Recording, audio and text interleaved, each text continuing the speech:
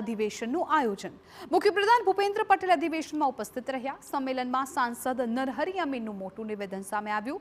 કડવા અને લેઉવા પાટીદારને એક થવાનો સમય તેવું નરહરી અમીને કહ્યું। સમગ્ર ગુજરાતના પાટીદારોને એક થવાનો સમય આવી ગયો। અમુક રાજકીય પક્ષો દ્વારા સમાજો વચ્ચે ભેદભાવ ઊભો કરવાનો પ્રયાસ।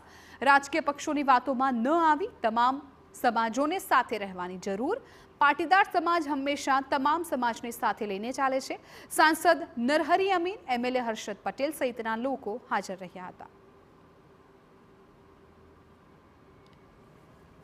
આવનારા દિવસોમાં લેવા કડવાનો ભેદભાવ ભૂલીને સમગ્ર ગુજરાતના તમામ પાટીદારો એક થાય એ આવનારા દિવસોની ચિંતા કરવાની જરૂરિયાત આજે ઊભી થયેલી છે।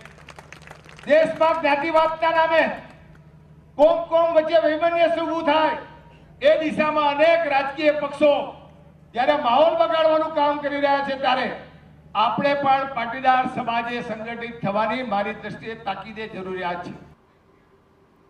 દિલ્હી વિધાનસભા ચૂંટણી પહેલા રાજકારણ ગરમા